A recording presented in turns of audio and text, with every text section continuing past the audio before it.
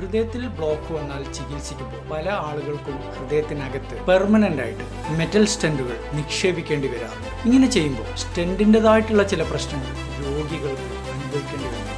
ഇങ്ങനെ ഒരു കാരണമുള്ളത് കൊണ്ട് തന്നെ ലോകമൊട്ടുക്കും ഇപ്പോൾ സ്റ്റെന്റ് ഇല്ലാതെ എങ്ങനെ മെച്ചപ്പെട്ട രീതിയിൽ ആൻജിയോപ്ലാസ്റ്റി ചെയ്യാം എന്നുള്ളതാണ് കാർഡിയോളജിസ്റ്റുകൾ നോക്കുന്നത്. ഇപ്പോൾ കേരളത്തിൽ ഒരുപാട് രോഗികൾക്ക് സ്റ്റെന്റ് ഇല്ലാതെ തന്നെ വളരെ പെർഫെക്റ്റ് ആയിട്ട് ആൻജിയോപ്ലാസ്റ്റി ചെയ്യുന്ന ടെക്നിക്ക് ലഭ്യമാണ്. ഈ ഒരു ടെക്നിക്ക് ഉപയോഗിക്കുകയാണെങ്കിൽ ഒരുപാട് മെച്ചങ്ങൾ രോഗിക്കുണ്ടാവും. ഏറ്റവും വലിയ മെച്ചം എന്താണെന്ന് വെച്ചാൽ ശരീരത്തിനകത്ത് ഒരു മെറ്റൽ ഇല്ലാത്തത് കൊണ്ട് തന്നെ സ്റ്റെന്റിനകത്ത് വരുന്ന ലേറ്റ് സ്റ്റെന്റ് ത്രോംബോസിസ്, ക്ലോട്ടിംഗ് പ്രശ്നങ്ങൾ, നീർക്കെട്ടിന്റെ പ്രശ്നങ്ങൾ, ചില ആളുകൾക്ക് സ്റ്റെന്റ് പൊട്ടിപ്പോകുന്ന അവസ്ഥ, ഇതൊന്നും രോഗിക്ക് അനുഭവിക്കേണ്ടി വരില്ല. രണ്ടാമത്തെ മെച്ചം എന്താന്ന് വെച്ചാൽ രക്തധമനികൾക്കകത്ത് സ്റ്റെന്റ് ഇട്ട് കഴിയുമ്പോൾ പലപ്പോഴും ആ ഭാഗം മെറ്റൽ ട്യൂബ് പോലെ സ്റ്റിഫായിട്ട് വരികയാണ്. എന്നാൽ സ്റ്റെന്റ് ഒഴിവാക്കുമ്പോൾ രക്തധമനികൾക്ക് ജന്മനാ ഉള്ള ആ ഇലാസ്റ്റികത നമുക്ക് നിലനിർത്താൻ വേണ്ടിയിട്ട് സാധിക്കും. രക്തധമനികൾക്ക് വളയാനും തിരിയാനും ഒരു പ്രശ്നം ഉണ്ടാവില്ല. മൂന്നാമത്തെ മെച്ചം എന്താന്ന് വെച്ചാൽ മരുന്നുകളുടെ എണ്ണം ഒരുപാട് കുറയ്ക്കാൻ വേണ്ടിയിട്ട് സാധിക്കും. നാലാമത്തെ മെച്ചം എന്താന്ന് വെച്ചാൽ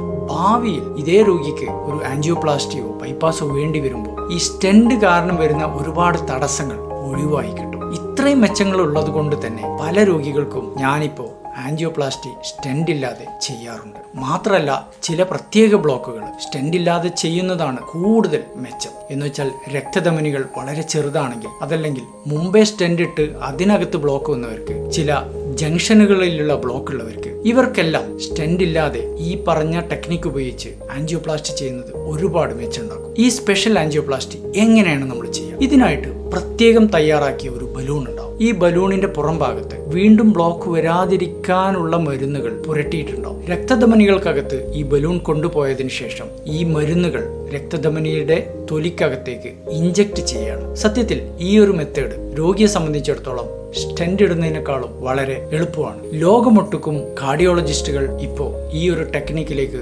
മാറിക്കൊണ്ടിരിക്കുകയാണ്. ഇതിലെ ഏറ്റവും വലിയ മെച്ചം എന്താണെന്ന് വെച്ചാൽ ഒരുപാട് മരുന്നുകളുടെ എണ്ണം നമുക്ക് ഭാവിയിൽ കുറച്ചു കൊടുക്കാൻ വേണ്ടിയിട്ട് സാധിക്കും. അതുപോലെ തന്നെ രോഗിയെ സംബന്ധിച്ചിടത്തോളം ഒരു ആൻജിയോപ്ലാസ്റ്റി മുമ്പേ കഴിഞ്ഞു പോയി എന്നുള്ളതിൻ്റെ ഒരു തെളിവ് പോലും ഹൃദയത്തിൽ ബാക്കിയുണ്ടാവില്ല. ഒരു മെറ്റൽ പോലും ശരീരത്തിനകത്തുണ്ടാവില്ല.